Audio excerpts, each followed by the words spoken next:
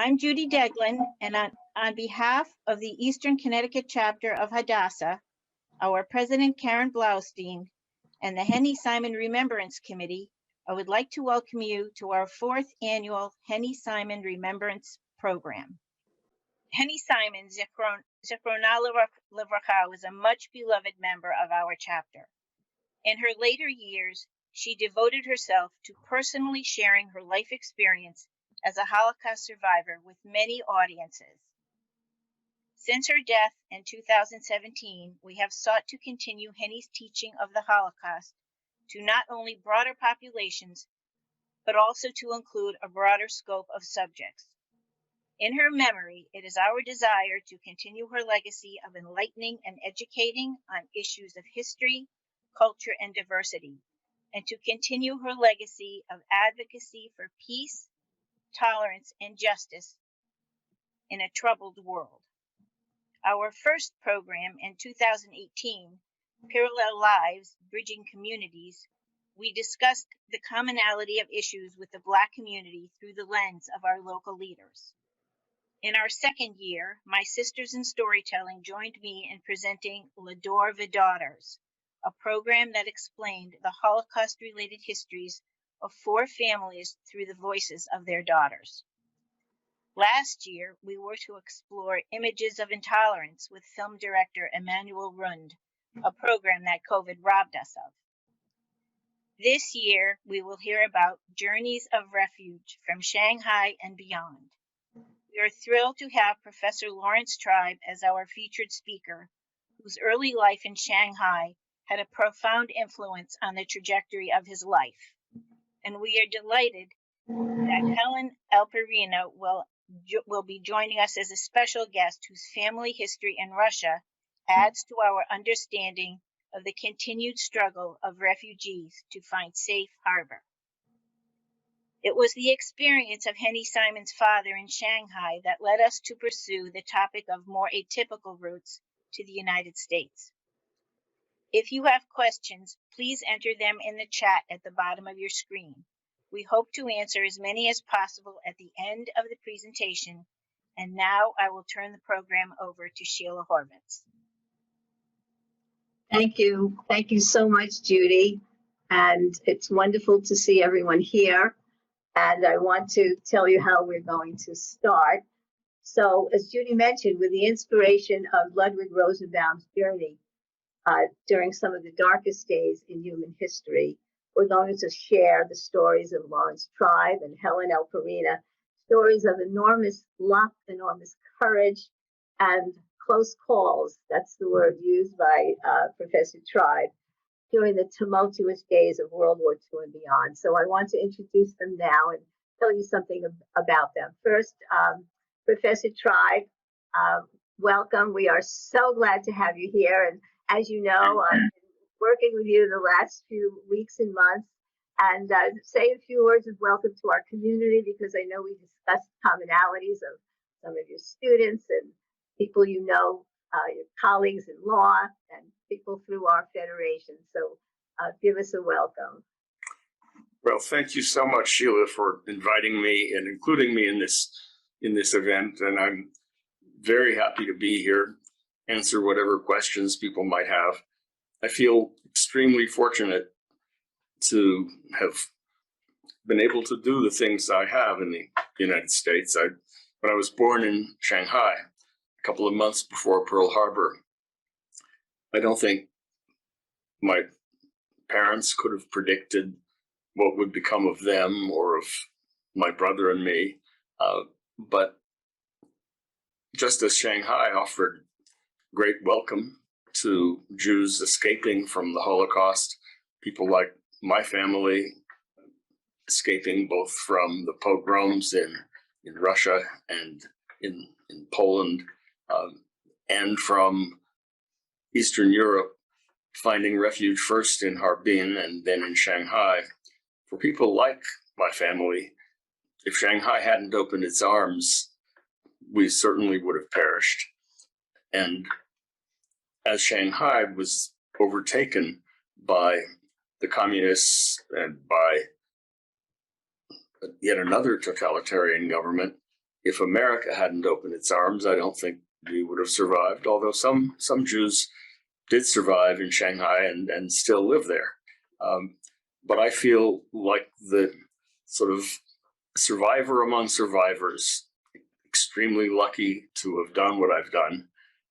And Sheila, if you want to give me some sense of direction about what you'd like me to talk about, there are so many things, both about America and about our future and our past, that are a lot more interesting and important than my own past and my own trajectory. So I wouldn't know where to start. And I think I did say that I wasn't going to prepare really a speech of any kind, but given our overlapping interests, I thought it would be better for me simply to be available extemporaneously. Well, Larry, I'm going to enjoy interviewing you. But before we do it, I'm going to ask you questions about your story, and mostly your story during World War II and Shanghai. But before I do, most everybody knows of you, but some don't, and so I'm going to have to read some of your biography. So forgive me that, and then we'll get to more discussions. I want to interview you and both Helen as well. So here's a biography of Laurence Tribe. Uh, One of the nation's foremost constitutional law scholars, an admired and popular professor, law practitioner, author, and an outspoken citizen activist appearing often in the press and the media. Since July 2020, when he retired, he is the Carl M. Loeb University professor and professor of constitutional law emeritus at Harvard Law School. As he said, and we'll explore further, he spent the first 6 years of his life in Shanghai and came to San Francisco in 1947. At age 16, he went to Harvard University on a full scholarship. He studied mathematics first and then switched to law.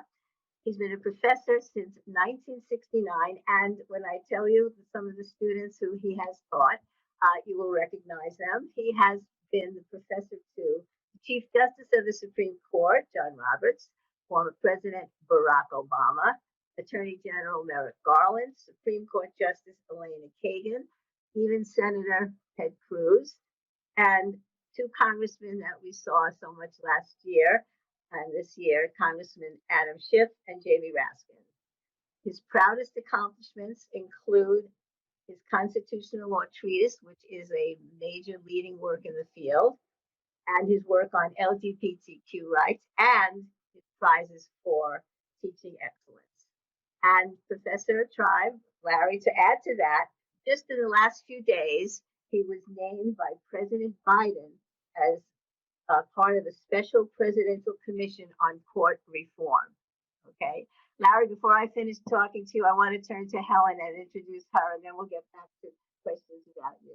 Okay, Helen, it's so good to have you as a member of our community and someone who is a refugee from Soviet Union and has so much to share with us. Thank you so much for being here as well. Thank you very much. I am delighted to be invited, and I would love to share my family story, probably in a broader view of history of Jewish immigration from Eastern Europe, Right. which is not as simple as it looks. So looking forward to answer questions and clarify things. Sure. And as I've been preparing this, I'm thinking how, and I told this to Professor Tribe this morning in a note, you have so many things in common. First of all, as we'll see, you're both from Belarus. You have roots in Belarus and the Russian Empire. Both of you are educators, you're teachers, and that forms an important part of your essence and what you're all about and what is most important to you in your lives.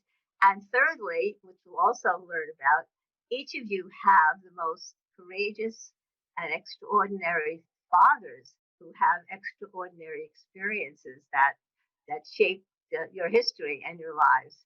So with that, let me just tell a little bit something about you, Helen, okay? Helen was born in Minsk, Belarus, in the former Soviet Union in 1955. She comes from a family of teachers. Her parents and grandparents were all teachers. She started out as an engineer, but then she switched to teaching. Because of the restrictions and the oppressions of life for Jews in the Soviet Union, that led her to strive to emigrate. And when she arrived in New London in 1989, through the efforts of the Jewish Federation and the Refugee Resettlement Program, she immediately worked toward language proficiency and teaching certificate. Since 1994, she has been a celebrated physics teacher at Branford High School, where she expanded a department, developed innovative programs. She's recognized as a leader in her field. She led a seminar at MIT on new approaches to science education. She's been chosen as Teacher of the Year. But I think, like Professor Tribe, in all her accomplishments, she values most her relationships with the students. And she told me that nothing is more fulfilling to her than seeing a human being fulfill his or her potential, which vastly exceeds what most people realize about themselves. She's received an Immigrant Award. She considers herself an ambassador of goodwill. As a refugee, believes in giving back to her community. She is the Vice President for Community Programs for the Jewish Federation. So thank you, Helen. Now we're going to turn to Laurence. Larry, it's so good to have you now. So as you saw from the slideshow, we have a connection between your life and the life of Mr. Rosenbaum, Henny Simon's father. We are going to do that trajectory with you today, and I think it's going to be fun to show the images that bring this all to life. So in 1940, Larry, when Ludwig Rosenbaum arrived in Shanghai, your parents were there. Right. They married, and then you were born in 1941. So I'd like October 10th, 1941, 2 months before Pearl Harbor.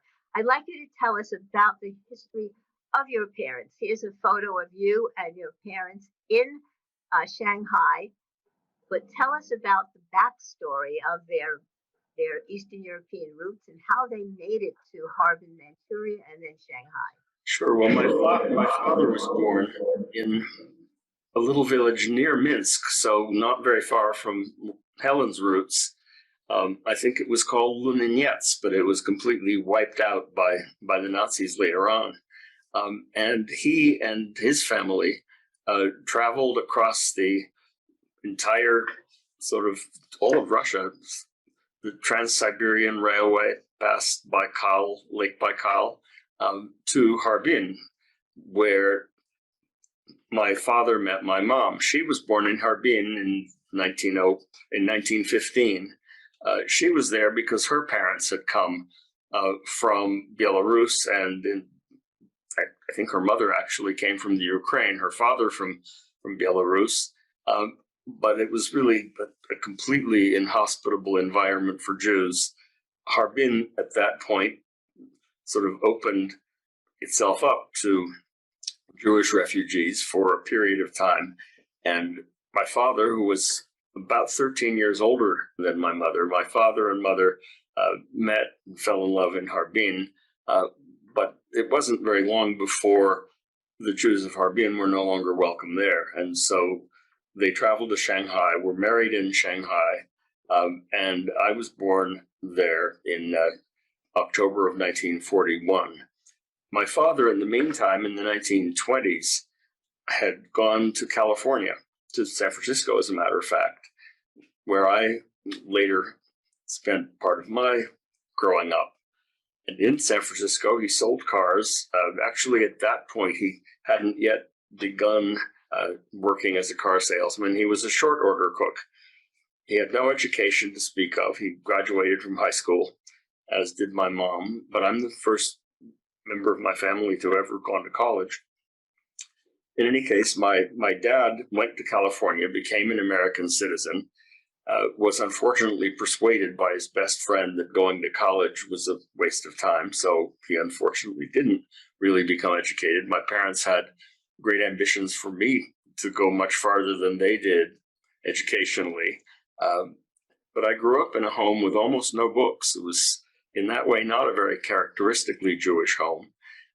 My dad, because he had become an American citizen, was swept up by Japanese guards and taken into a Japanese prison camp right in the outskirts of Shanghai, not long after Pearl Harbor, when America and Japan were at war. And of course, being an American national, he was imprisoned.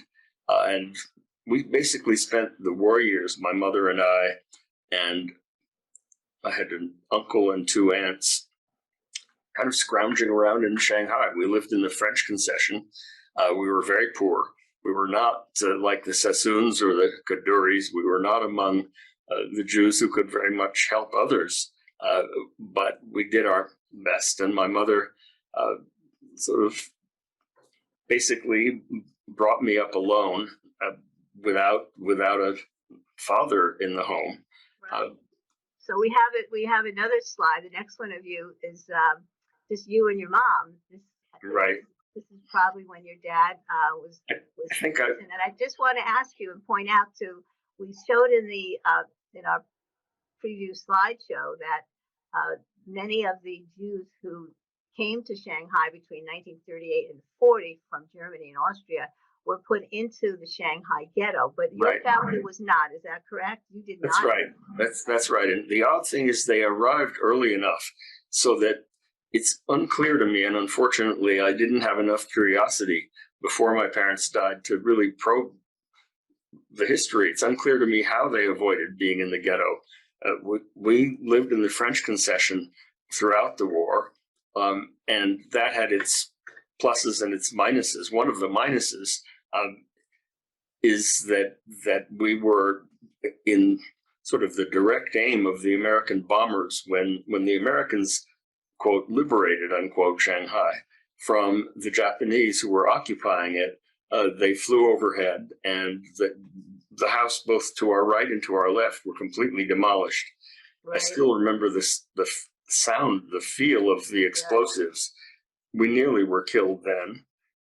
We were nearly killed. Larry, I know, Larry, from the history that thousands of people, Chinese and Jews in the ghetto, were killed by American bombing in 1945.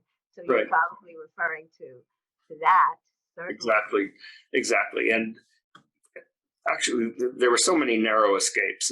There was a period during which the sort of the butcher of Warsaw almost persuaded the Japanese to send the Jews of Shanghai out to the sea to drown us, the so-called Passover plot.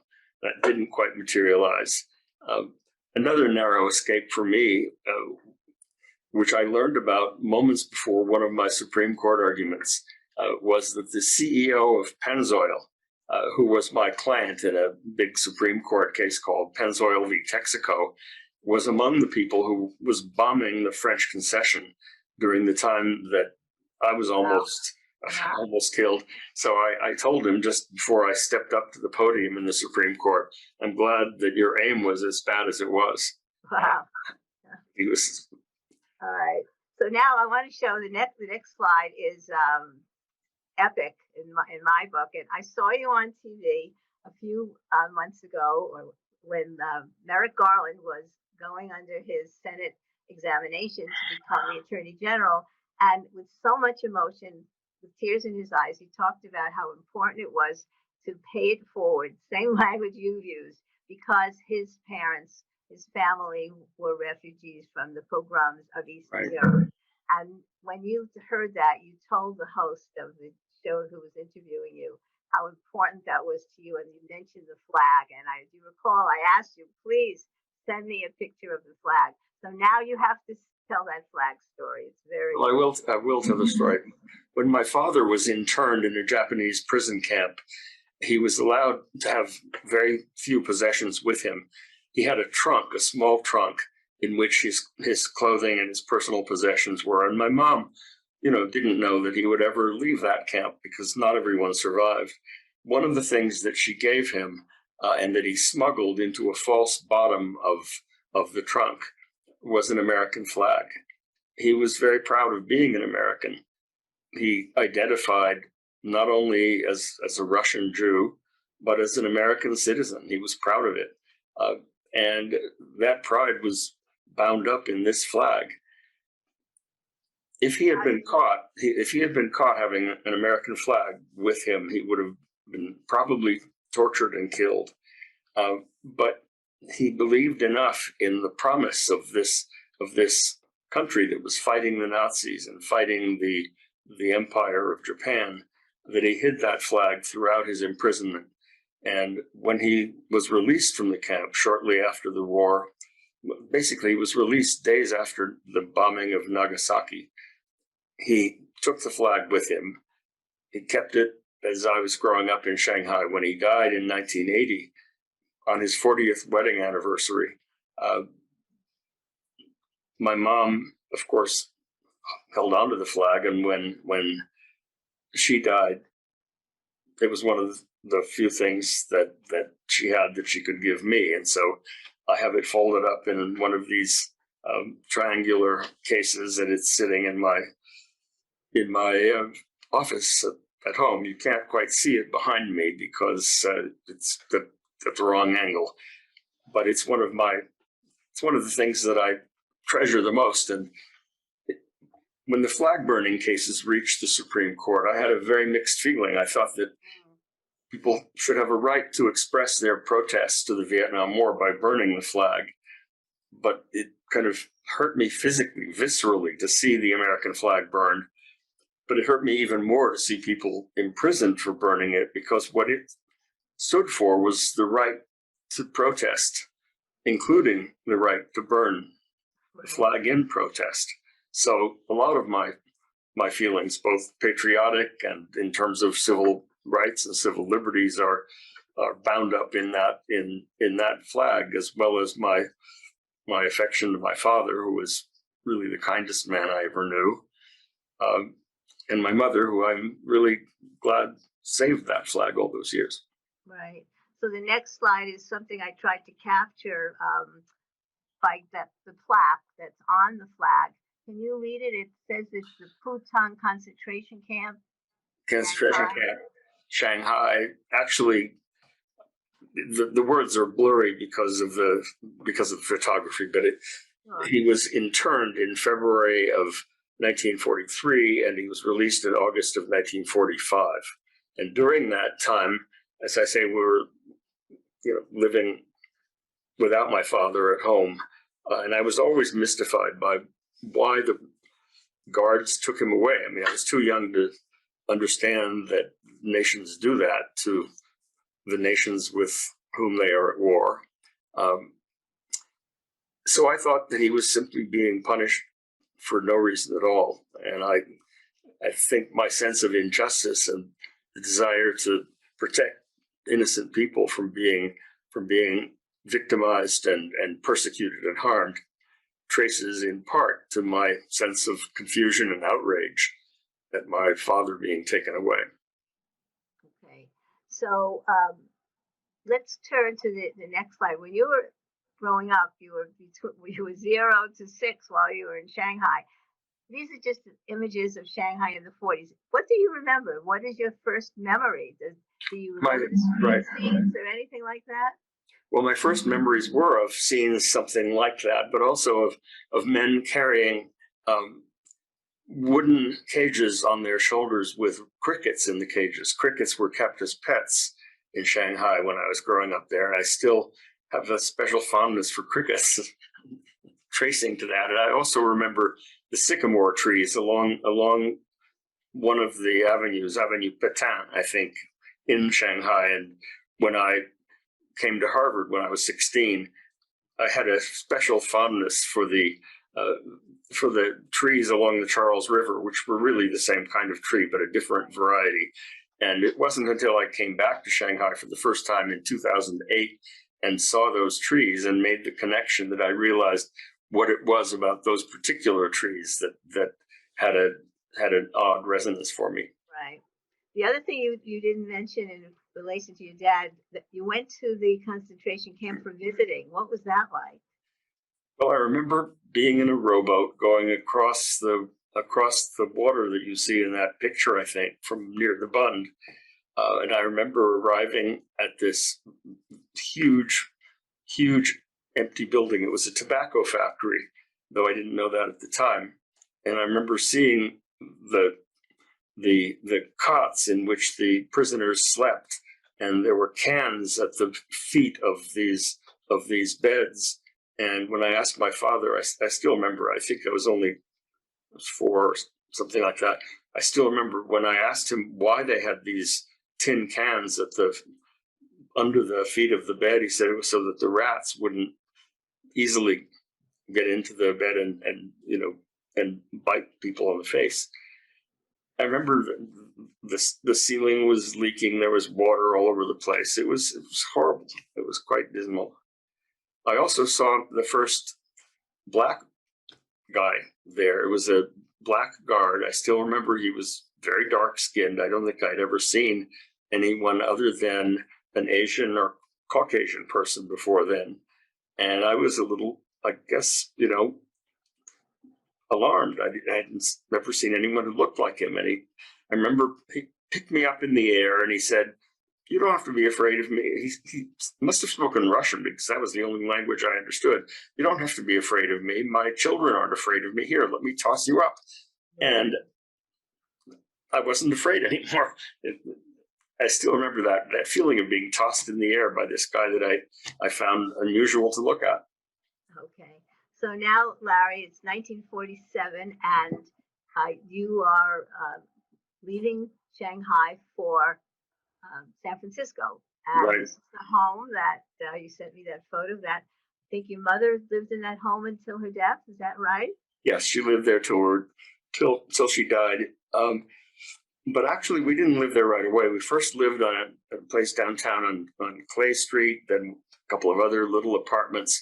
This was the first house we actually lived in that we owned. It was a 2-bedroom apartment. I think that was my dad's car out front. I was obsessed with cars. He was a car salesman, both in Shanghai and in San Francisco, and I loved cars. I still have this wonderful feeling about cars from the 1940s and 1950s. And he would bring home a new car each year as a demonstrator, and I would stay up all night sitting in the car, smelling the leather, sort of taking it all in. It's funny, the kinds of memories one has. I mean, I can't connect that either with my life as a would-be mathematician or my life as a legal scholar, but it's so palpable for me. I mean, it reminds me of how life is a kaleidoscope. There are so many different pieces that come together and kind of turn in one's mind. And I certainly remember that house. Yes.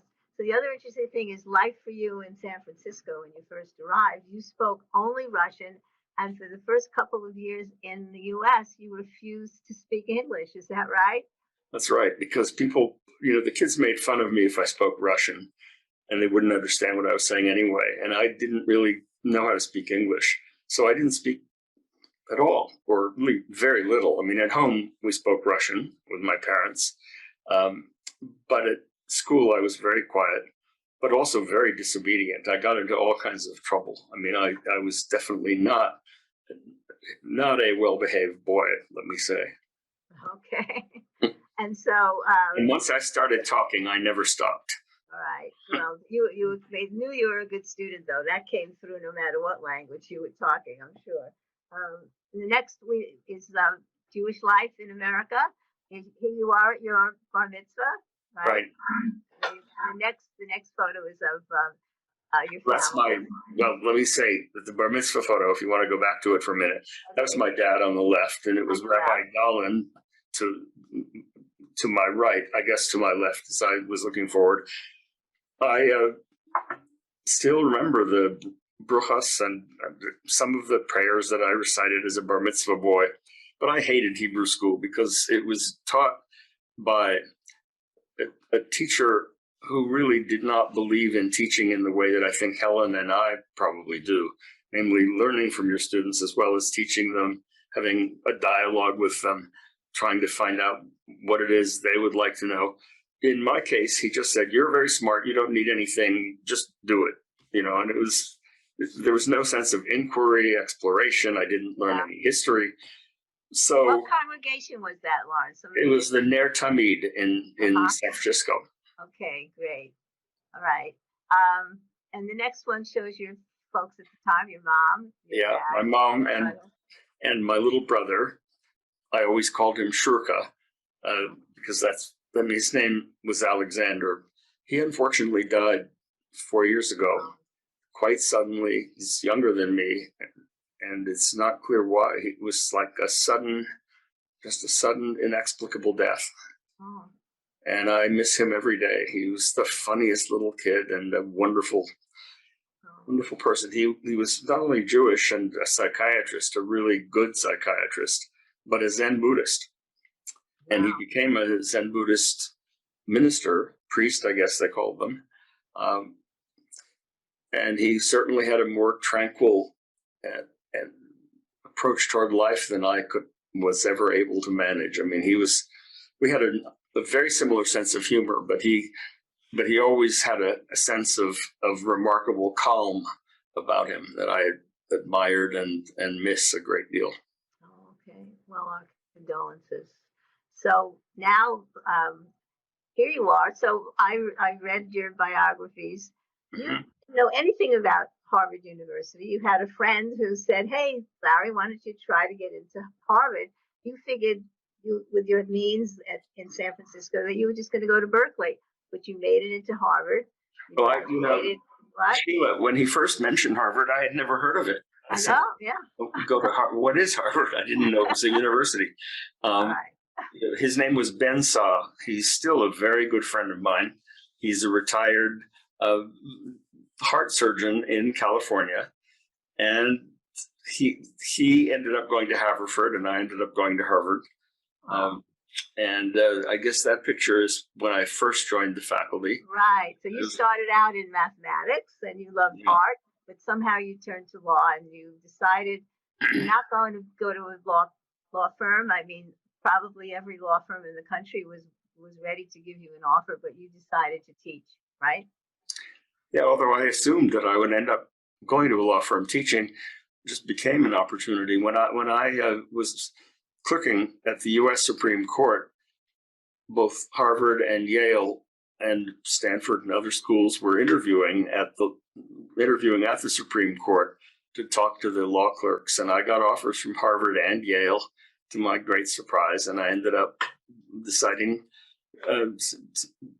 to go back home. Basically, home by then was Harvard, and I guess this is me teaching in one of the early, well, not that early classes. I'm not sure what year this was taken. Right. And again, like Helen, you expressed the fact that your greatest prizes in life were getting accolades for being a good professor, almost more than anything else, right?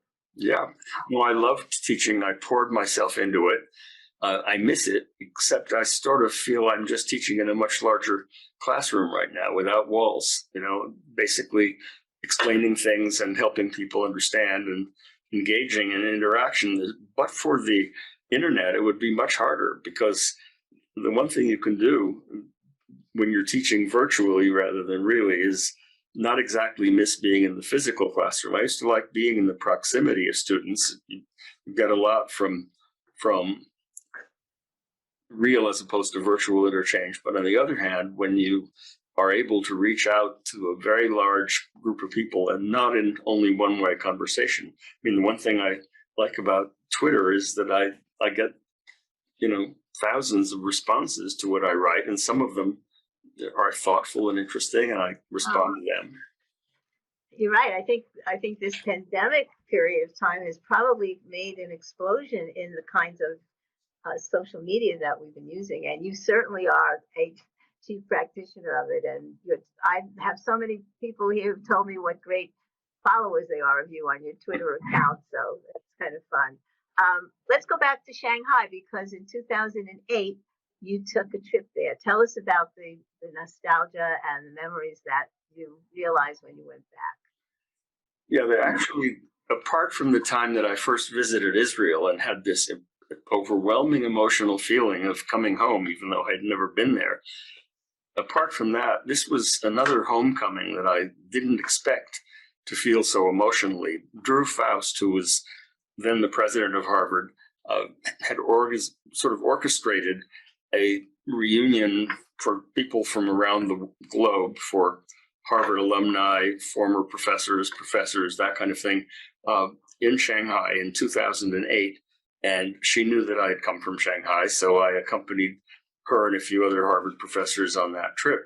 And when I got there, and especially got to the French concession, you see these plane trees. They're called. They're sort of a miniature sycamore. It was that tree that kind of hit me. I thought, it's like the plants that we have at home. I felt like hugging it. And I went and I saw the hospital where I was born. Of course, I obviously didn't remember that, but that's the hospital, I think. And I wandered through the halls, and I saw the place I'd gone to kindergarten, where they were trying to make me speak English, and I refused. But I kept talking Russian to my little Russian girlfriend.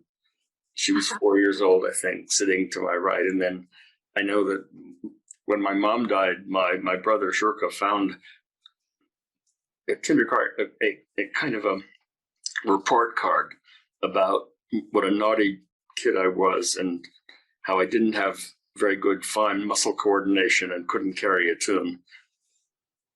I think all of those things remain true. I'm Right. told I can't carry a tune. Right. And so you also saw the Chinese directory. It's really not clear enough, but you found that your family's names were in that China Hong list, right? Right. Yes, there was a woman in Shanghai who was an American expatriate and made a point of saving all kinds of memorabilia, especially Jewish memorabilia, and including all of the telephone directories that stopped being published in December 1941, when Japan not only bombed Pearl Harbor, but also occupied that part of China, fully militarily occupied it. And in those directories, I found my father's name. I found where my family lived. I actually found the corner that had a Ford Motor Car Company, American cars being sold in Shanghai in the 1940s, before World War II. And I found the place where he sold cars. It was still the place that sold cars. And there was an elderly Japanese gentleman who basically said that he remembered the days when American Fords were sold there. I couldn't quite figure out if he remembered my father. But yeah, I did find my roots pretty thoroughly. I also made a trip not long after that, or at least around that time, to Minsk, and found some of my Eastern European roots. Mm-hmm. Actually, there was my son Mark and I took that trip together, and we walked into a museum in Minsk that was celebrating the 100th anniversary of the, I don't remember if it was the birth or the death of the poet laureate of Minsk. And we looked at it, and it was a spitting image of my son Mark. And I kind of thought, the apple doesn't fall that far from the apple tree. It was interesting because, the idea of seeing someone who obviously was Belarusian, Belaruski, seeing what looked like my son on the wall. Clearly, the genetic path had gone through my dad, through me to my son. Right. So our last slide is again the Shanghai Jewish Refugees Museum, which has reopened recently in the last few years, and you sent them a video message. And so, as a way of ending this little part of our discussion with you and going to Helen, I want you to talk about, the effect of Shanghai on your life and work. I owe my life to Shanghai's Refuge. The rest of my life was possible because that harbor was made available. That was the message you sent when the museum reopened. That's true. I've eternally been grateful to the people of Shanghai. I hesitate to say to the government of China, because Shanghai was always quite unique in China, not nearly as authoritarian, I think not nearly as oppressive. Certainly the government of China now is guilty of serious genocide, really, of the Uyghurs. So I'm not exactly a fan of the government of China any more than I was of the governments of Russia, but the people, both of China and of Russia, have made a huge contribution. And then I think, shouldn't the United States be doing the same now for the people of the world who need refuge and harbor? I mean, that's why immigration law and the reform of our immigration system and the protection of the dreamers, all of those things are important parts of my own sense of what I need to still make a contribution to as life goes on. And when I think about Emma Lazarus's great poem, I lift my lamp beside the golden door. Give me your tired, your poor, the wretched refuse of your teeming shore.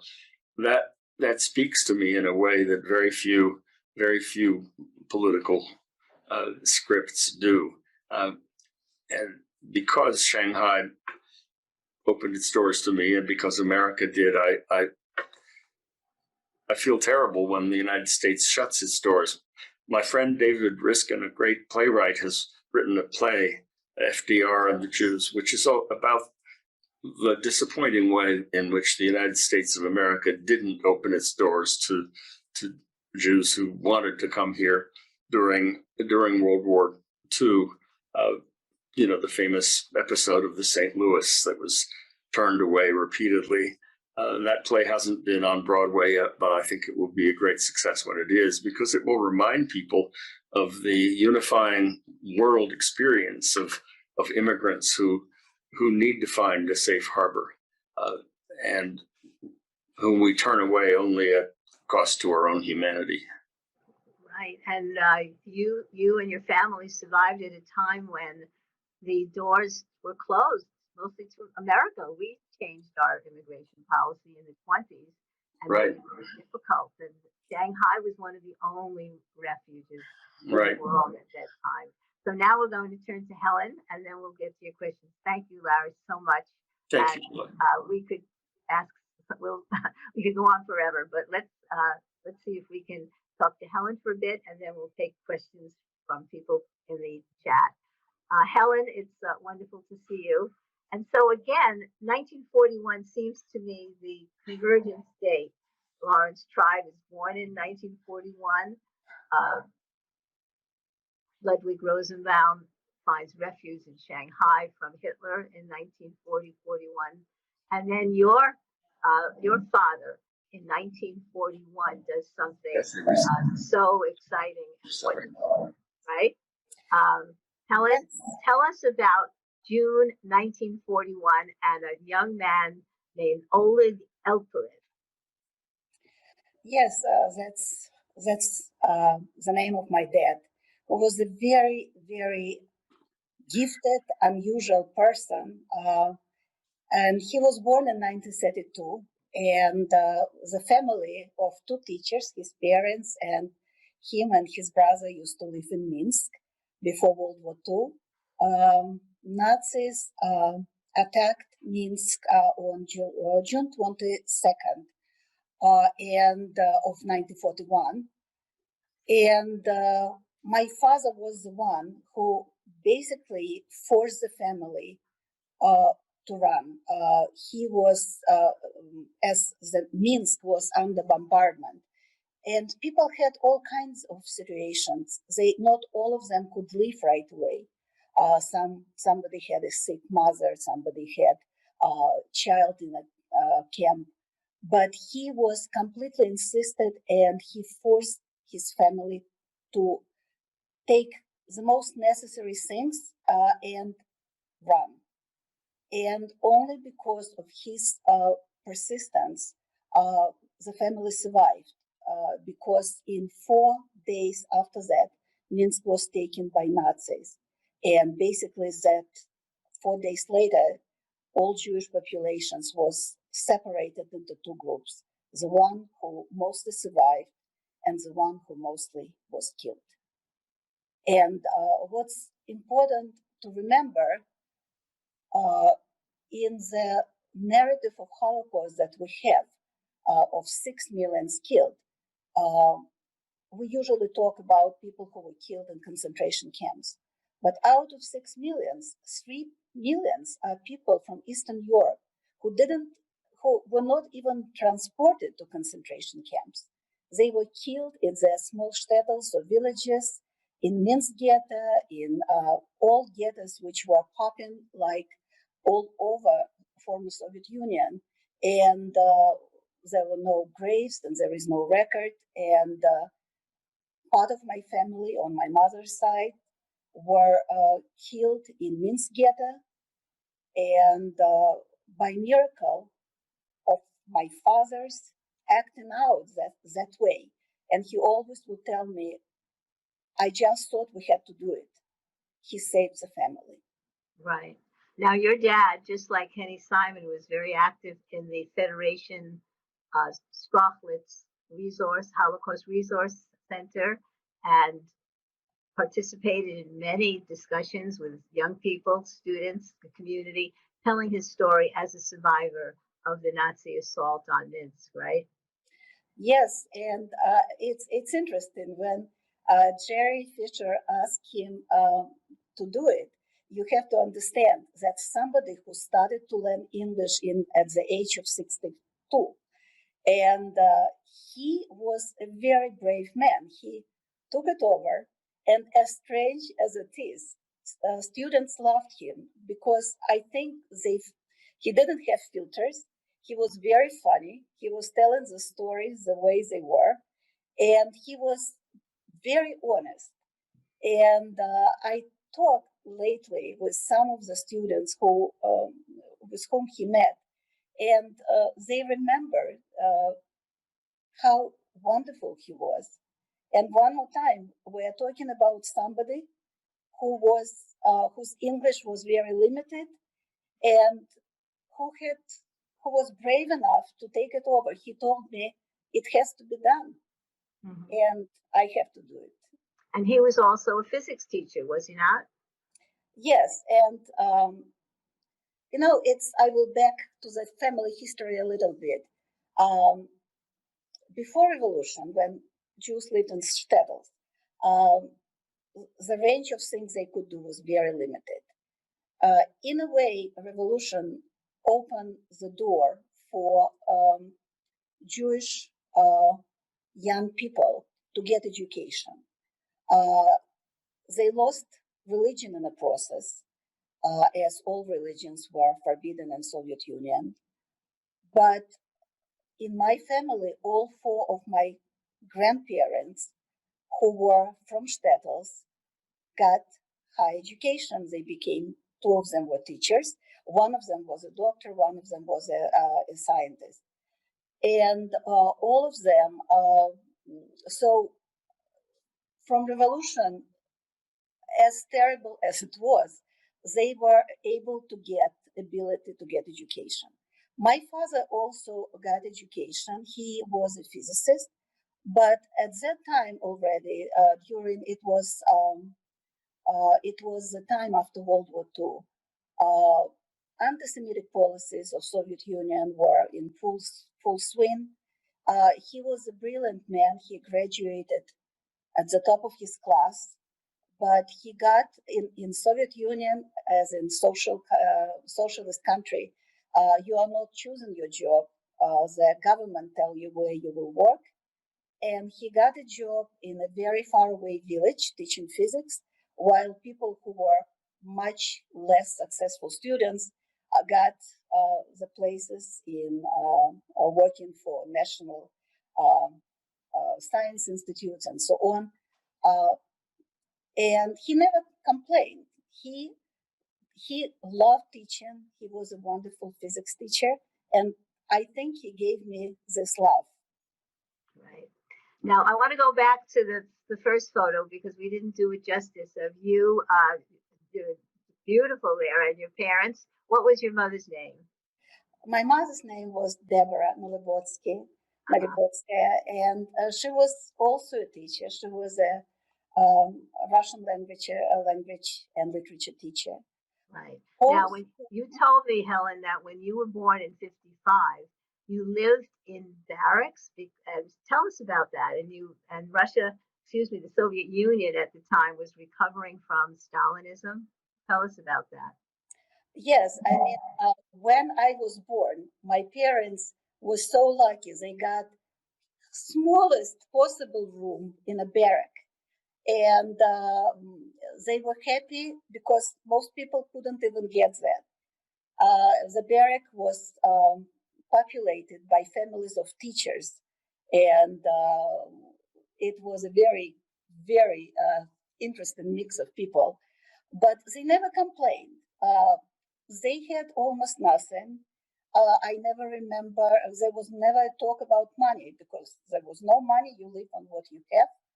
But the amount of books in the house, at home, the amount of reading they did, it really was amazing. My father, who didn't go to school for 3 years during World War II because there was no school, when he went to school in 1944, he didn't have shoes. He had to wear his mother's galoshi, which is like rubber shoes, which were women's shoes. and kids were making fun of him, but he didn't have anything. He was the most educated, most widely read person I know. Right. in Well, spite of you told me, Helen, that the refuge that you had from the oppressions of the Soviet Union were family and education. Those two things kept you going, right? It's true, very, very much. I am blessed with an absolutely wonderful family. And I think growing up with my grandmother, who told me story after story about life in shtetl, and living with my parents, who were very wise and who understood history much better than many people around them, gave me a great push in life. Um, Okay. We have a picture of your wedding to Michael Rabinovich. There you are. And you went on to have two boys, right? yeah, And then the struggle for the year's struggle to finally be able to leave the Soviet Union and come to America. And this photo that we're showing now, you've told me that is your absolute favorite photo. Why is that? Tell us about it.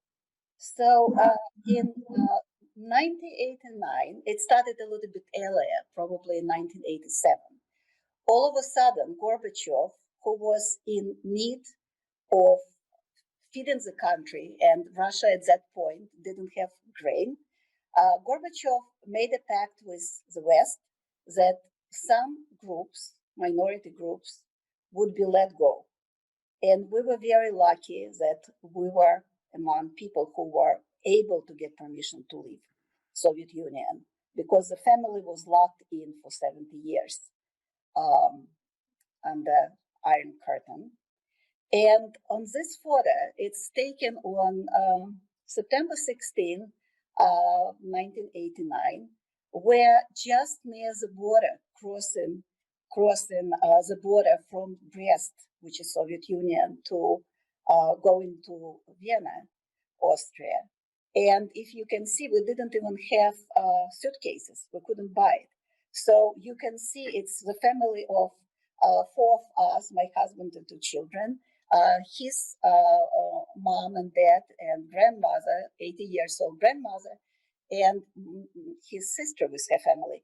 But the funny thing is that we had to make our own suitcases. These duffel bags you see on the pictures, we had to make ourselves. We made 21 of them for three families, 7 per family. We didn't have money. We had very, very limited resources, but we had each other and we made it. Great. And then, of course, we have the article from our local paper, The Jewish Leader, in December 1989, where you arrived with the help of the Federation to New London, Connecticut. And we welcomed you here, didn't we, in 1989? I cannot say enough of how wonderful the community received us. We got enormous support. Jerry Fisher, who is on this picture, and Rick Levin, who was the head of Federation at the time, they met us in New Haven. And from that day, we got, I think it was the best way to help people who immigrate, because there was a system of support available.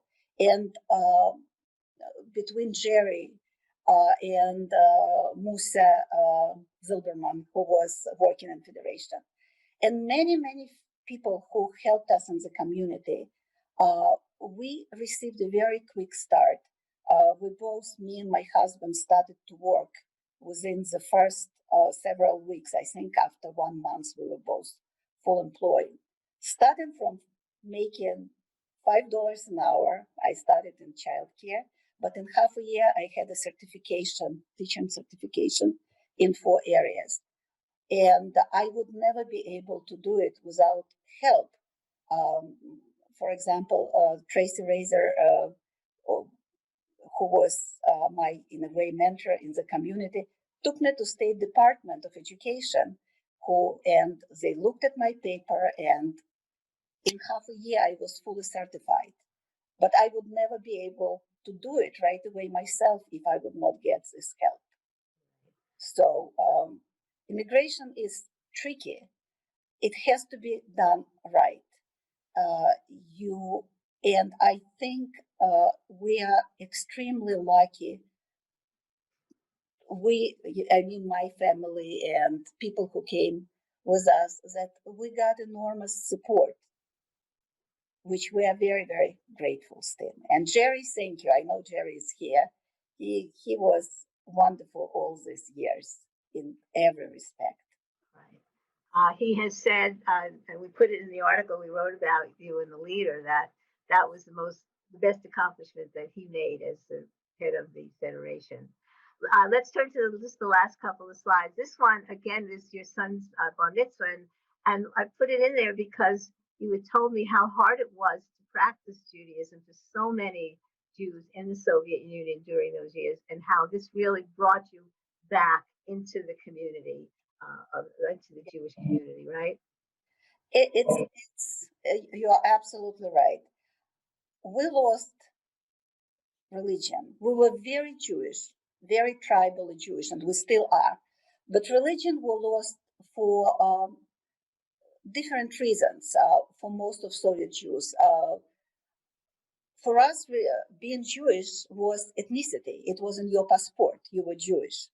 But religion was forbidden in Soviet Union, basically, any religion.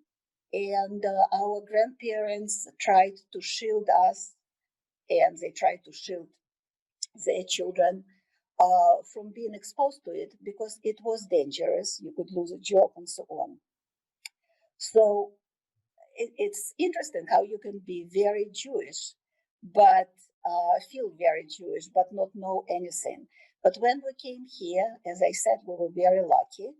Our kids went to Solomon Schechter Academy, and it was a wonderful experience.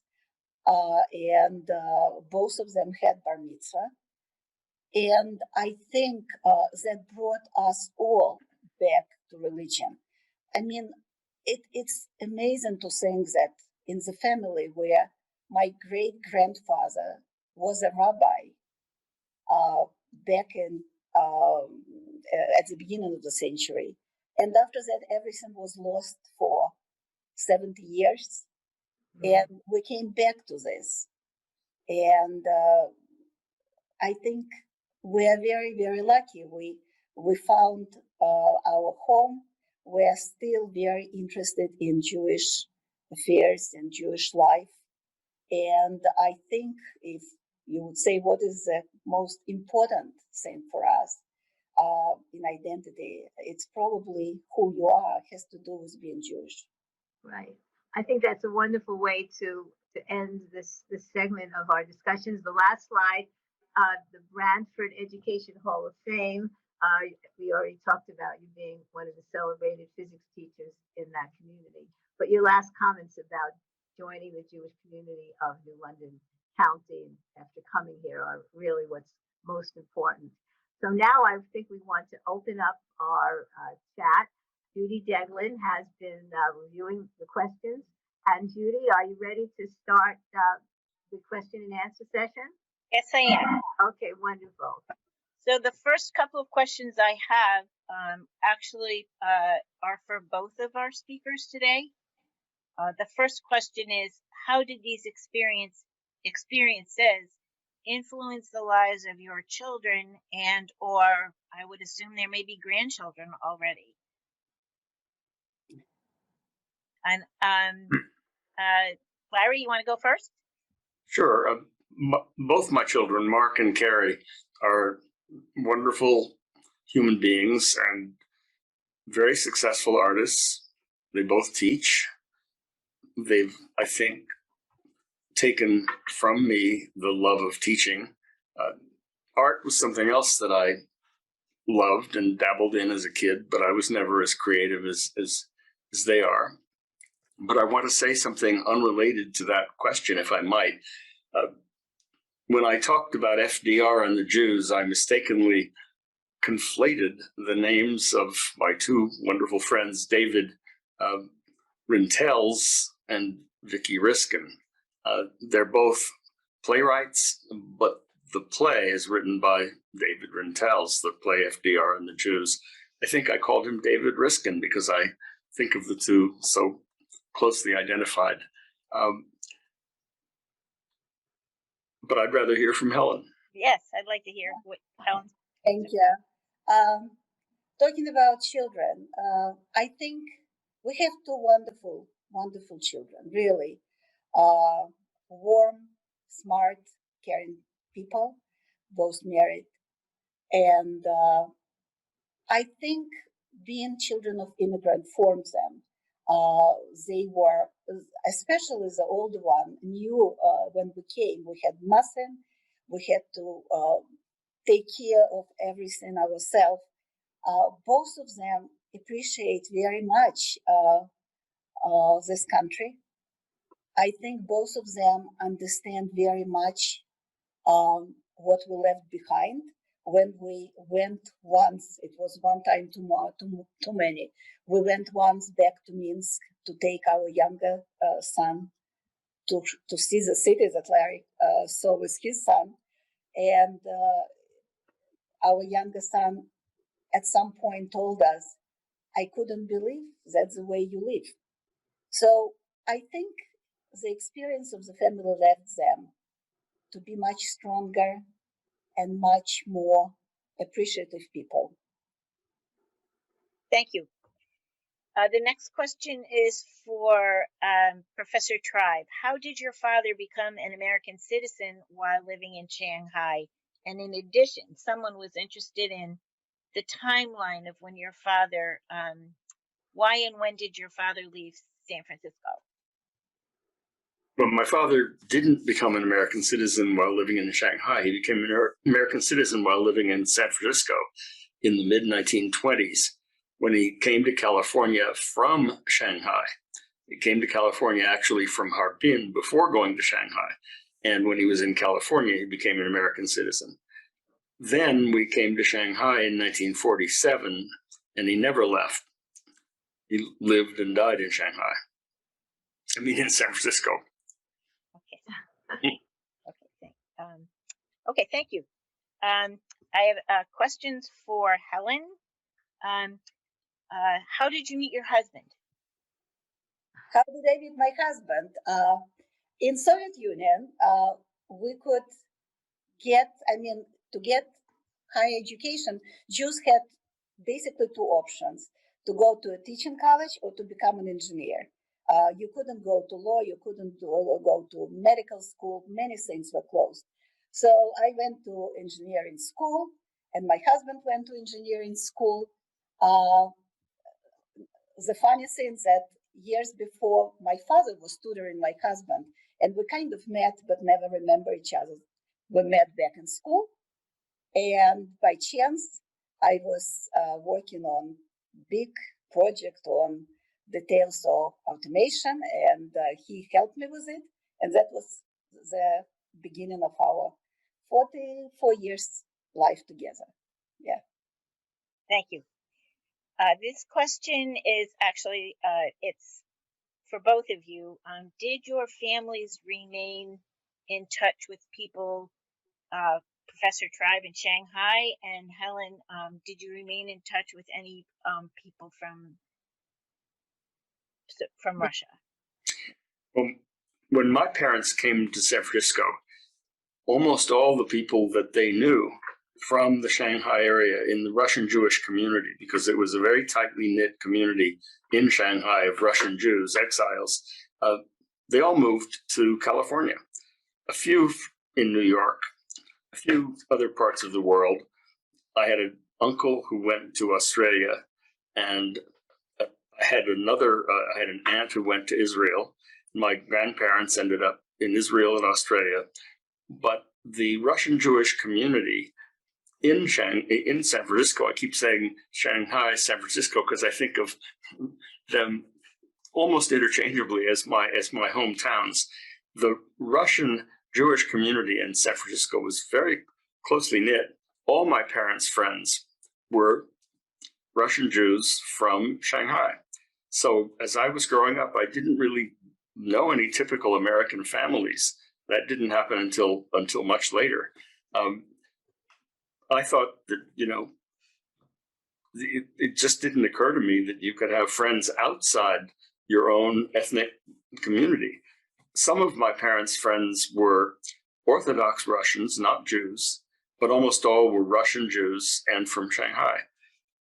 Some had also been in the prison camp with my dad. Others had businesses. My father was the only one among them who was not a successful businessman. What there was a sort of a question that goes along with that. Were you in those tight knit communities? Was it an actively practicing Jewish community? Did you have a congregation? No, it wasn't particularly religious. I mean, we were culturally Jews. We would light the Hanukkah candles, and many of us would fast on Yom Kippur, but we didn't have, Friday night, Sabbath, that kind of thing. We didn't have Seders all the time. It was not particularly religious, although almost everybody, when they hit 13, would have a bar mitzvah or a bat mitzvah. I just want to interject that I read that the actual Shanghai Jewish Refugees Museum was built from a synagogue that was the synagogue of the Russian Jewish community in Shanghai. So Right. I don't know if your family was associated in any way with that, Larry, during the years that they were there. And one other question to clarify, I keep seeing this in the chat. People are wondering, your dad had the opportunity to leave China to go to America, and then he came back. So what was the pull? Why did he come back? Was it he was in love with your mom and wanted Yes, to marry her? Is that it? What is it? First of all, he only had a visa for a 5-year period. He couldn't remain indefinitely, but he always planned to go back. The trip to America was an exploration. I mean, he clearly was he was a person of great curiosity, though not great education, and he wanted to explore new horizons. But he was very much in love with my mother in Harbin, always intended to go back, and did go back, and was determined to marry her, which he did. And I'm happy he did, because I wouldn't exist otherwise. Could we go back to hear Helen's answer to the staying in touch with folks from Russia? It's amazing. I was listening to Larry, how similar experience we had. Being back in Minsk, we had an extended circle of friends, people from Minsk, and most of them immigrated, helping each other to move to the United States within 2-3 years. Part of the group moved to Israel. Almost nobody is in Russia now, very few. And my kids, our kids, grew up surrounded by people from Minsk. They are still surrounded by people from Minsk, because that's the people who share with you your childhood, and your kids who are born together, and the kids are friends, and the grandchildren are friends. And now every year or two, when we don't have pandemic, we have a day when all the kids, all people from Minsk, from this circle, get together with children and grandchildren, and we ended up having 80 people or so, from 2-month-old babies to people who are our age, which is wonderful. I think Helen and I have something else in common I should mention, and that is physics. Exactly. Although I did abstract mathematics, algebraic topology and stuff, I was also very interested in quantum theory and in relativity. I've written articles called What Lawyers Can Learn from Modern Physics. If I had another life, it might be as a cosmologist, or sort of as somebody who studies black holes. So we do have a lot in common. First degrees in mathematics, actually, engineering and mathematics. So we have a lot in common. Right. It's very, very interesting to hear your takes on that, because as a child of immigrants myself, I did not personally have that kind of experience. I grew up on a dairy farm, pretty much isolated from people, from friends whose parents had come from the same experience. And it wasn't until I was a young adult that I found a cohort of people who had shared experience. And it was a really so important to me. So the fact that you had that as children growing up is just, I think it's extraordinary. My four grandchildren, two granddaughters who live in New York and two grandsons who live in Los Angeles, don't have that. They're interested, and their parents are interested in helping them recover their roots, and so they ask me questions about my roots and my background, and they're trying to reconnect. But they're four remarkable grandchildren, and I'm sure, will have just amazing lives of their own. This is another question that is for both of you. How important was it to your parents that you succeed in America, and how important was it to you? Well, my parents, it meant everything to them that my brother and I be successful. I mean, initially they wanted us both to be doctors. Not an uncommon ambition for Jewish Americans. My brother fulfilled that wish. He became an MD and then a psychiatrist, family therapist, and as I said, then a Zen Buddhist Jewish priest, an unusual combination. And it was very important to them that we both be educated and that we both achieve our greatest possible potential. They hadn't gone to college themselves. My mother was admitted to a medical school, but that's a long story in itself. She just wasn't able to go because of the war and so on. But they fulfilled their dreams through us. And you ask how important was it to me to succeed? It was important, I think, as Sheila mentioned, to pay back, to give back. I mean, I felt I had had so many lucky breaks, so many wonderful opportunities.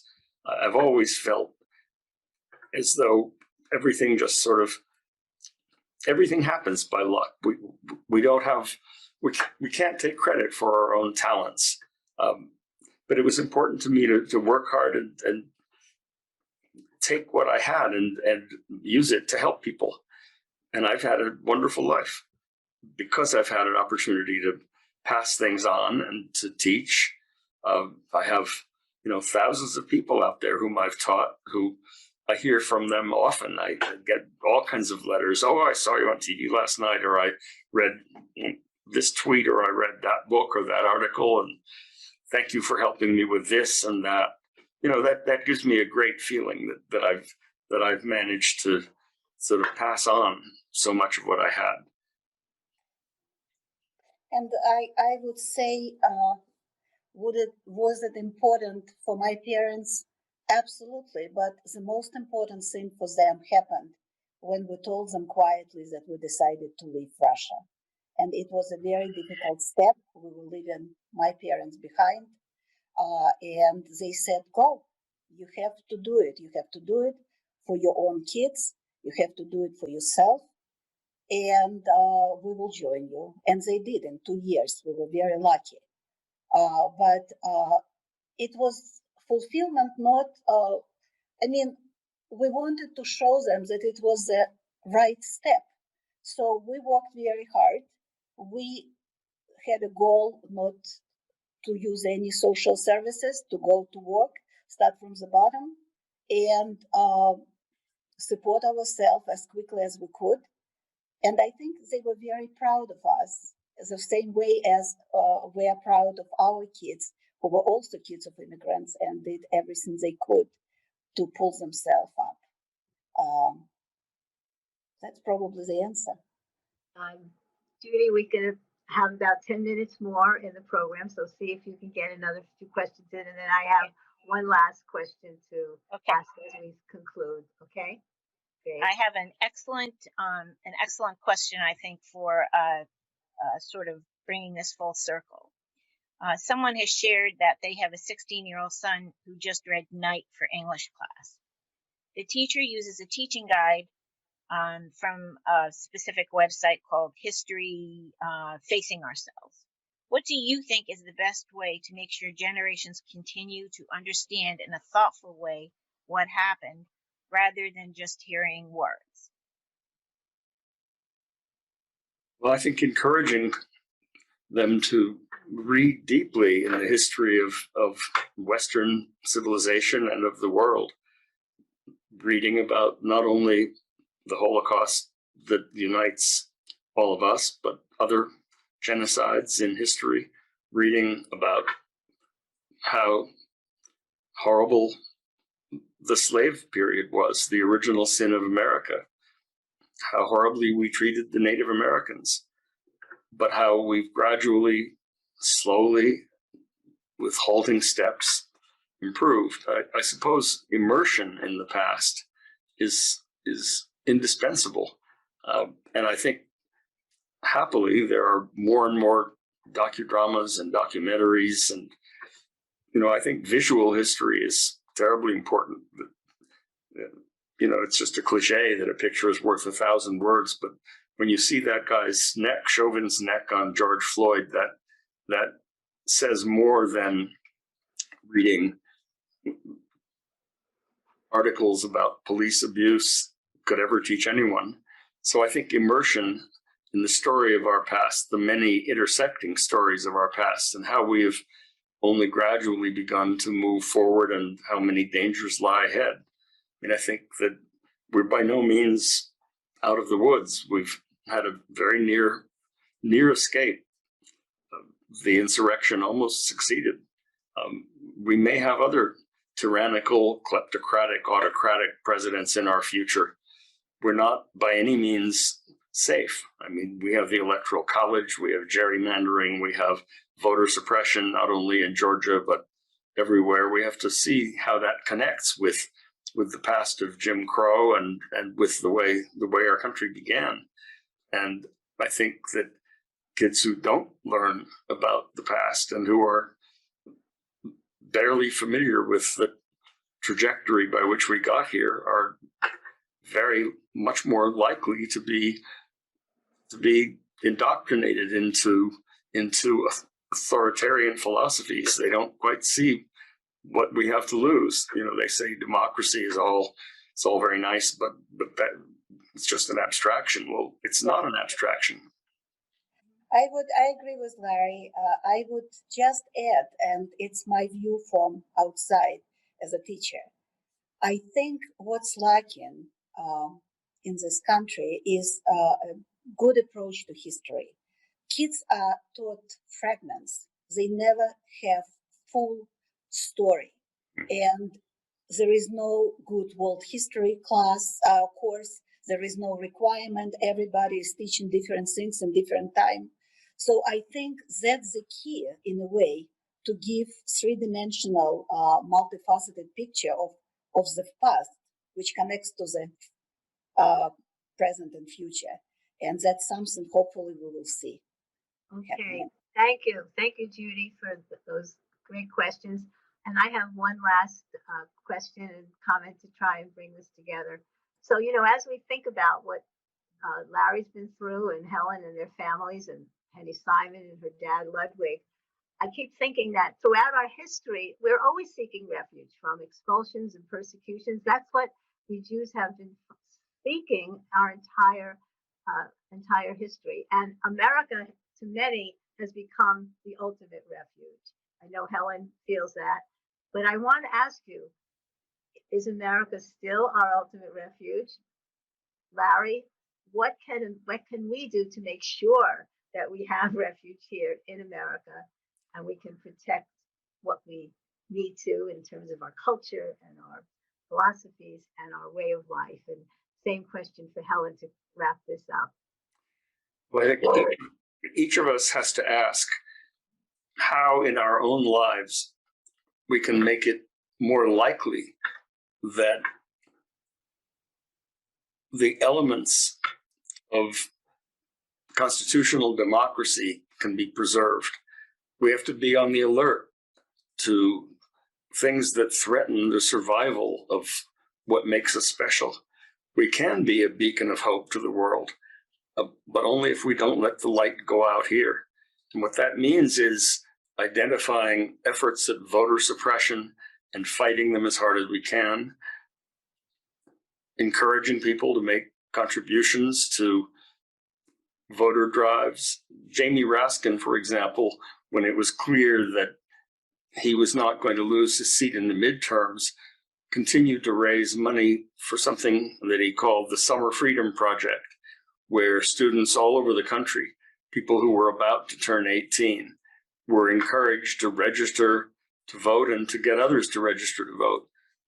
Unless we actually participate actively in the institutions of democracy from the community on up, we will lose it. It was just as Ben Franklin said when a woman asked him after the Constitutional Convention, "Mr. Franklin, what have you left us?" And he famously said, "A republic, if you can keep it."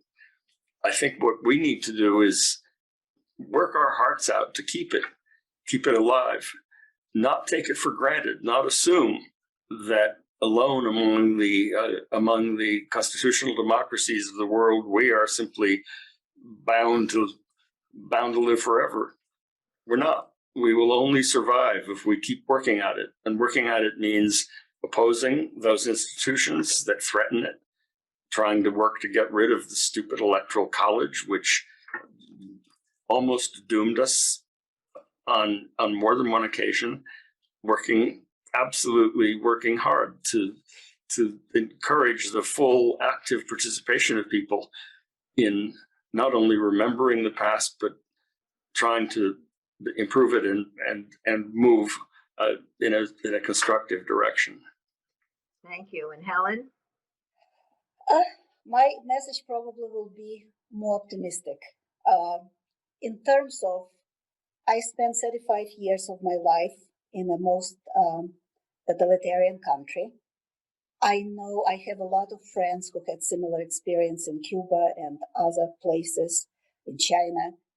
And this country is not perfect, and we do need to work to make it better. But still, it is the most wonderful country, and we have to remember it. And it gave home to so many people and welcomed so many people from all over the world. Are there problems? Yes, and immigration is never easy. It has to be managed very carefully and very smart. Otherwise, it may become a big problem. But nevertheless, for me, I always feel like an ambassador of goodwill, because I know how bad it could be on the other side, and most of Americans don't. So that's my message. Thank you. Well, I think everyone who's watching and everyone who's participated has been very, very warmly appreciative of the wonderful talk we've had from Larry and from Helen. Thank you so much for sharing your stories. You're finishing up our Henny Simon's travels through history, her father's travels. I'm so glad we got to honor Ludwig Rosenbaum now and tell his story too, as we always tell Henny's. Thank you both so much. Thank you, everyone. Thank you. Thank everyone who's involved with the program. I ask you, when you receive the Zoom link, you also receive program notes. There are descriptions of our program, biographies of our guests and all of the organizations that brought us here, Hadassah and the Federation, the Strauchlitz Holocaust Resource Center. Please read those and keep joining us on Zoom and hopefully in person soon as we explore all these important issues in our history. Thank you so much. Thank you, Judy, for helping. Thanks, everyone. See you next time. Thank you. Bye. Thank you all. Bye.